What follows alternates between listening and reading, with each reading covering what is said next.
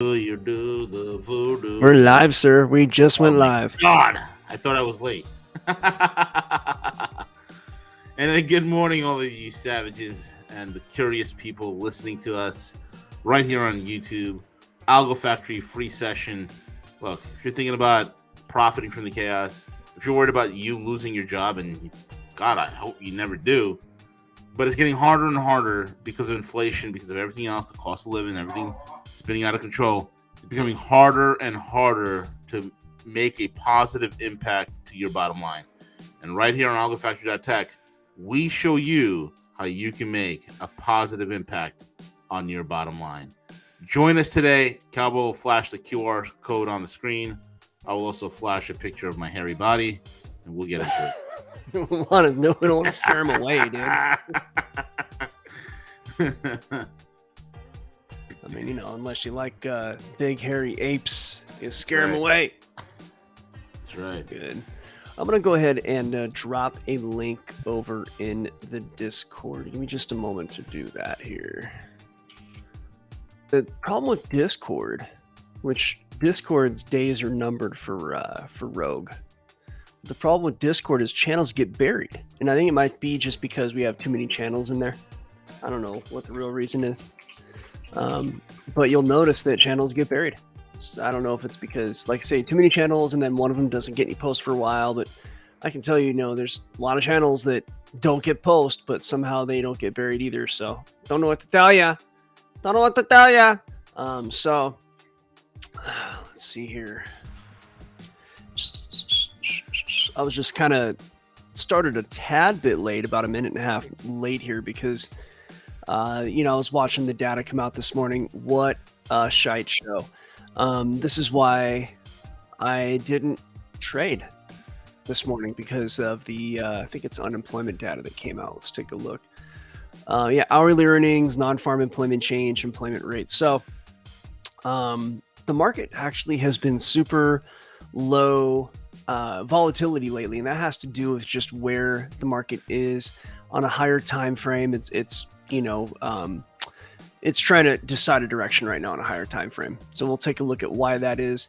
We'll take a look at low volatility markets, what causes them, and how to deal with them. Whether you're going to just scalp or maybe not trade at all.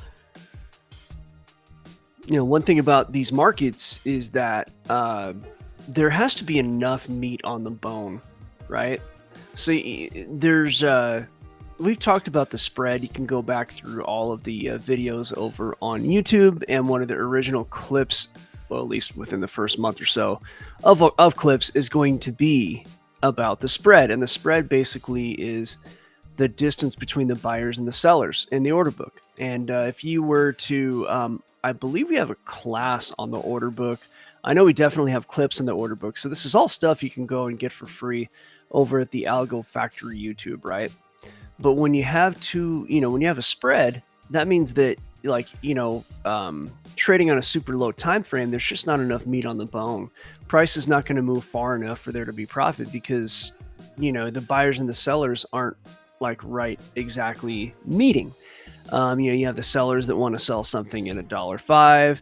You have the buyers that only want to buy it like $1.03, right? I mean, that's actually kind of an exaggeration of a spread. That's about, I don't know, 10 or 100 times bigger than the spread really is. But, when someone wants to only sell at $1.05 and the buyers are only willing to buy at $1.03, then there's a whole 2%, 3%, whatever that is, gap in between. And that gap is where a lot of money gets lost because the market just doesn't work that way. So we'll talk about the spread. We'll talk about all these things today on the beginner course, and we'll try to get it done before the end of the beginner course. Okay, so let me go ahead and share screen. Give me just a moment. Yeah, look good. Okay. Screen shared. Big move down on the euro and probably everything else. And the data itself, let me refresh the data screen to see what the data is. Employment change. Okay, so the employment change and the employment rate are now this might be fake data. We all know this. The data that comes out on these like economic data announcements, we talked about this. As traders, we are pragmatic. We don't really care what's like real and not real in a sense, right? For short-term traders. Now, long-term investors is a different story, but when you're trading in the short term and economic data comes out and the market reacts to that data as if it were real, at least to a certain degree, then we have to want what the market wants, right? Like, we might know that these numbers are fudged. That's fine, but being a cynic in markets that react as if we should not be cynical does not pay. And what we're interested in traders in, what we're interested in as traders is being paid. So, and the market will at least temporarily, and generally more than temporarily, react as if these numbers are real. So we can throw away this, oh, it's going to get revised. We know it's going to get revised oftentimes, but we're interested in money here. So average hourly earnings went down, which is going to be weak for the dollar, I think. Yeah, because when the earnings go down, that's a sign of weakness. And a sign of weakness means that the rate hikes were working, because rate hikes are there to kind of break things in the economy. And so that means rate hikes might be done, right? Now, that's just a knee-jerk reaction. This is just a very small metrics and a very large wave of metrics that need to occur for rate hikes to be done, but the market's going to react as if that makes a difference, and therefore the dollar will get weak and other items should get strong. However, this might be there might be some mixed data here, right? Look at the non-farm employment change. That's actually making things look strong, like by a lot. So what they're trying to say here is that like twice as many jobs as expected were added to the economy in the non-farm area. What they may not be mentioning is that, okay, maybe those jobs are not full-time. Maybe those jobs don't have benefits. Maybe it's, 3 hours a day that you're working. And okay, fine. We all know that that's like problematic, but that's a large disparity between the expected number and the real number, right? So despite what it really means, that's a large disparity. This is probably what the market reacted to the most, because the dollar itself got strong based on this reaction. You're looking at the euro versus the USD right now. And let me expand this screen, okay? And so this screen basically is the euro getting weak. What it really is the dollar getting strong, and then the euro just, being weak compared to the dollar being strong. You all saw me have a trade yesterday, and it was a beautiful trade, but I got out before the market closed, thinking that it was Friday. And I could have, yanked a little more profit off this if I'd have been up at 3 a.m. or whatever. But long story short, the trade looked something like this. It was a little tighter of a stop, I think. Yeah, maybe not.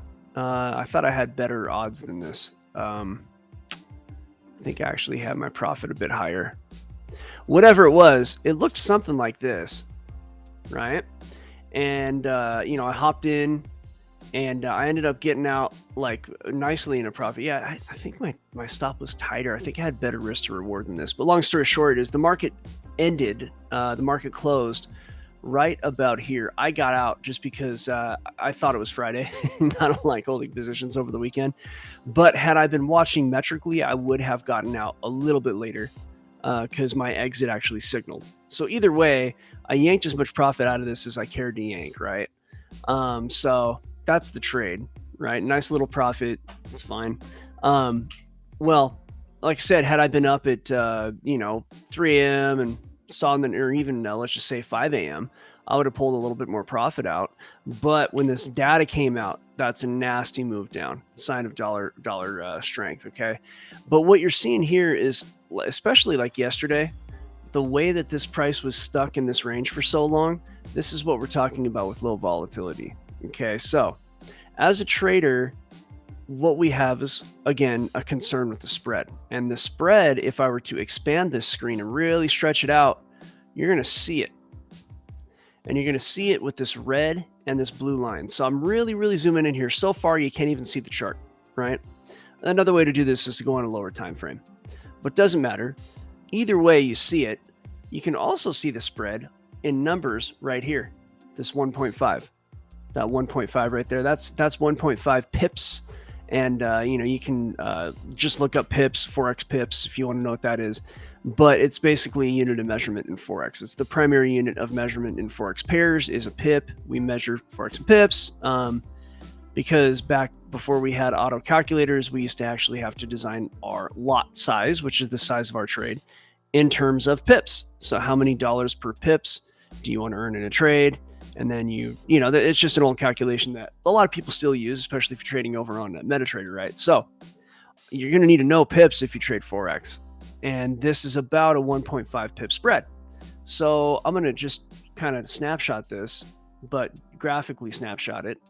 You have a red, blue, and a gray line, okay? And we're going to code these properly. This will be gray, right? This will be red. And then this will just keep blue like it is. I just want to do something here. There. Okay, so, and then I'm going to go ahead and move these away from price so that we don't get confused here. And we're just simulating the spread right now, okay?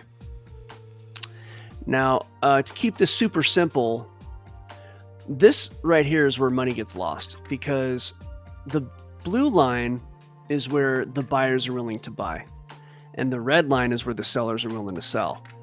So if let's just say you do what's called a market order, and you buy and you want price to go up, right? Well, you're going to be out money right away. Because the official price is where this gray line is, but you bought up high. And if you wanted to sell, your sell price is much lower. So if you bought here, right, instantly, the best price that you can get if you wanted to sell out of the trade is way down here. And essentially you're buying high and you're selling low. And that's just part of Forex and trading anything. Doesn't matter, stocks, everything's going to have a certain spread. I mean, once you get into like certain like indexes and really, really high volume stocks, then the spread kind of doesn't matter. And the higher your time frame, the less the spread matters. And we'll explain why that is. Like if you're doing like a swing trade, then you almost don't care about the spread because everything is so zoomed out, it doesn't matter. But if you're a day trader, right? Or if you're in a low volatility market, the market's only going to move so much, right? So the spread's a pip and a half. So if you are counting on the market moving 5 pips and you're going to make, let's just say $50 per pip, right? So let's say you think the market's going to move from here to there. That's where you think the market's going to go. That's 5 pips. The spread in reality is going to be something like this. 31. Yeah, so that's probably like what the spread really looks like. Okay. So, and you're betting on the market going up, right? And you bought up here and you can only sell a pip and a half below. Well, to keep this really simple without getting too technical on this, the spread is 1.5 pips on average during high volatility time. Your trade is 5 pip increase. You're making $50 a pip, which is a pretty large trade. I believe that is a 5 lots. It's pretty big. That's a large trade. So, for most people anyway. Okay, here's the problem with that. You need to have a 5 pip increase to make your full 250, right? But you got to subtract the spread from that. So you're going to have a 5, and that's if you win, by the way. You have a 5 pip increase minus 1.5 pips. So automatically, right away, you're losing 30% of your profit to the spread. Not only that, you're going to pay a commission of half the spread. So you're really losing like 40% of your money. So you're going to subtract 5 pips and you're going to subtract half the spread to pay a commission, right? Although it's the commission is actually a percentage based on half the spread. So I wouldn't worry so much about the commission, but you're at least losing like, say, maybe 30% or more of profit. But you're talking about, getting into a trade and getting out in like 10 minutes. This is kind of an extreme scenario. However, here's a problem. That's an extreme scenario during high volatility times, right? Like that's an extreme scenario when when the spread's tight at 1.5, because that's a decent spread. That's a really good spread in the current environment, right? What if the spread was like 20 pips, and you're looking for a 5 pip increase? That makes no sense. You're just going to stop out immediately. It won't. The lower the volatility, right, the less traders that are out there trading, you get really super low spreads, and super big spreads. So this 1.5 pips that you're subtracting from the equation during low volatility, that actually ends up being like 5 pips or 15 pips, right? Now you have a 5 pip increase, but you're automatically losing 3 times that just by entering a trade. So the problem that you look at here, especially during a low volatility time, is that the price doesn't move enough for you to even make money at all. So like, for example, when the market closes, you're going to see super low volatility. Let's remove our fake spread here. So you have, we'll illustrate this here. Let's see, when does the market close? It's going to be here. So this is market close, and for about 3 hours, really more than that, but really till like the London Open, but because the Asian Open can bring some volatility.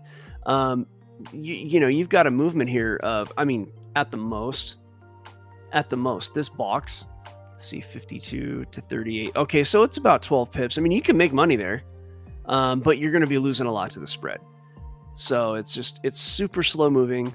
You're only going about, really right after the close, just for the first hour or two, you're only talking about 5 pip movement. And a 5 pip movement, like, my minimum trade's 10 pips.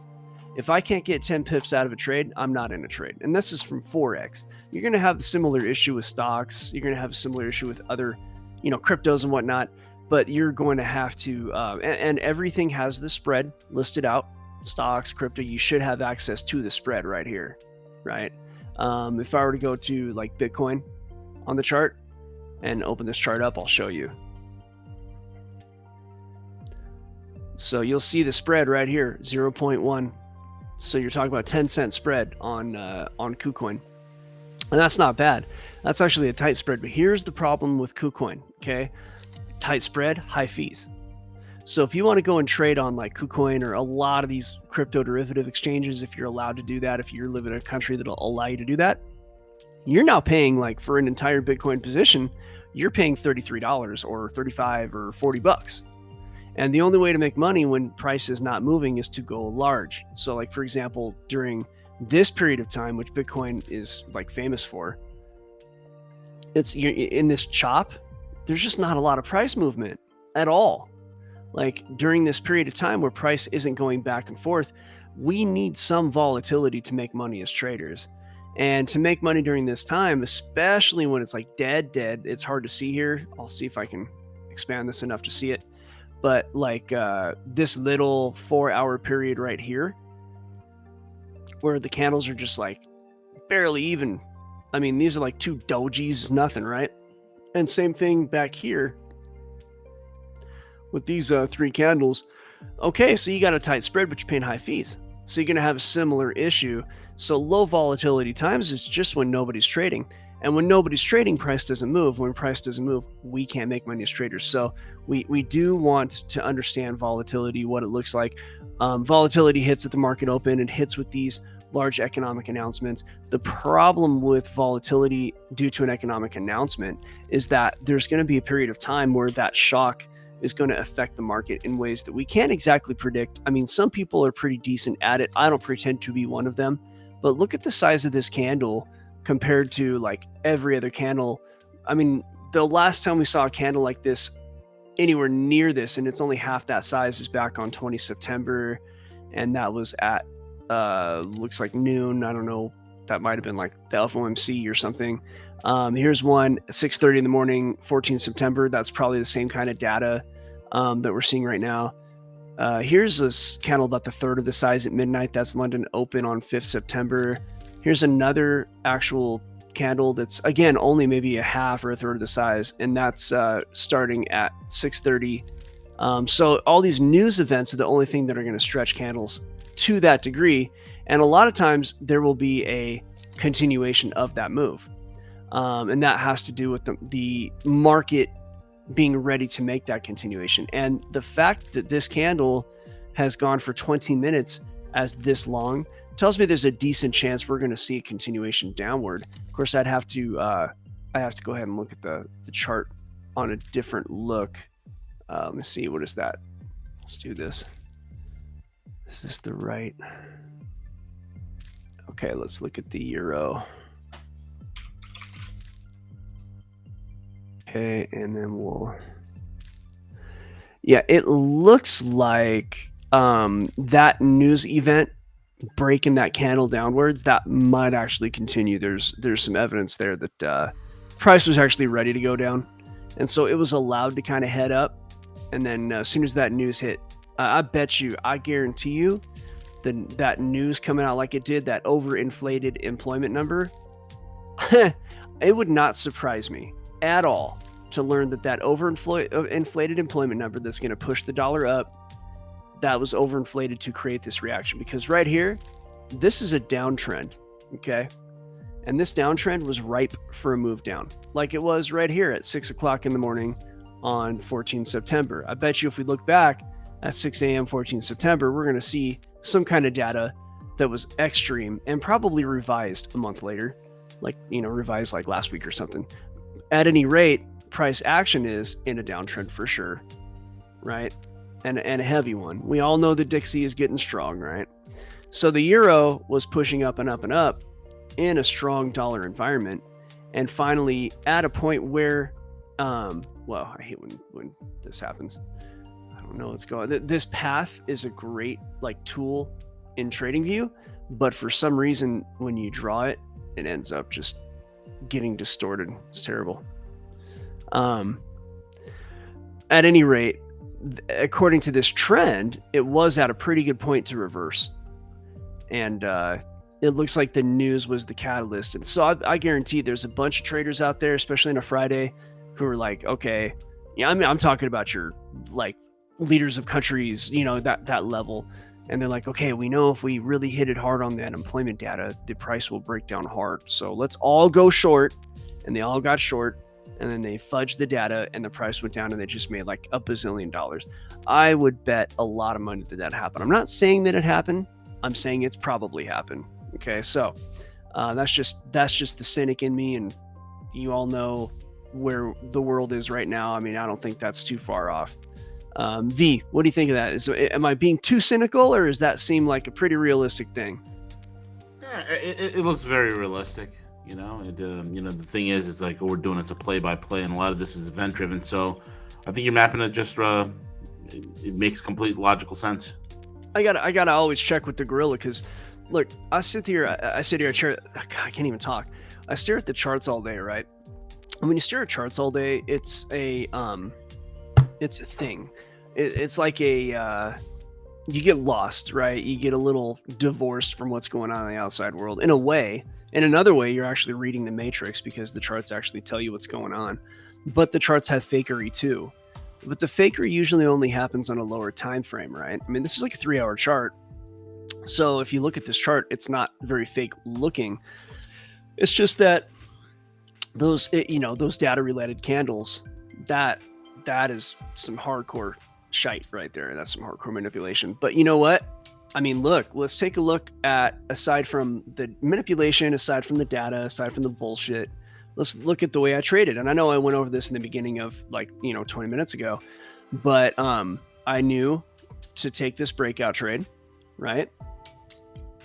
So I took the breakout, and I'm pretty sure I entered right about, see, there's a breakout. I entered right here. And I think my stop was down here possibly, but I think it might have been tighter. I'd have to go back and look. It's on the Discord. I mean the Telegram. And I exited right here, right? So, I mean, price went down. I wasn't up at actually I was awake at midnight last night. I couldn't sleep. I probably should have been working. I was trying. Yeah, charting did make me think it was Friday. That's true, Lisa. I thought it was Friday. So I was like, I don't want to hold this over the weekend.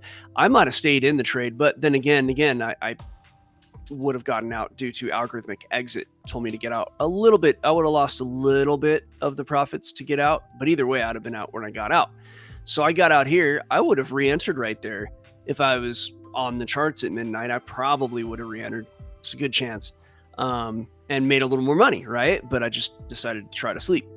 And but look at the logic of what I'm doing, right? Like, did I re-enter when I got up this morning a couple hours ago? Did I look at this, go, oh, that's bullish? Well, you better believe I thought of it. I'm like, man, this chart looks really good, right? I mean, look, if it wasn't for this data, this chart probably still be going up. I could have gotten in like here, and if the data went the other way, I'd be making a lot of money. But I understood that the data can be very dangerous, and the data can be used to crush markets down. Or if I am being paranoid, let's just say the data can simply crush the markets. Whether it's real or whether it's manipulated or not, it doesn't matter. The data is a time when your trades can go into the toilet, and I would have lost. I would have lost, all my money right there. So the proof is in the pudding, and you all saw me do it on Discord. It was play by play, so it's not like I can lie about it. So that's just to show you what happens when you understand markets. So I hope this helped. We talked about the spread, we talked about low volatility, high volatility, and we talked about news events. So I hope this was helpful. And Gorilla, can you go ahead and give us that send off? We'll go over to the private. Yeah, absolutely. Listen, guys, don't be sitting on the sidelines wondering if this is for you. This is for you, but nothing good comes easy. You're going to have to grind on it. You're going to have to work hard on it. And with that being said, Cowboy, let's get into the private lab.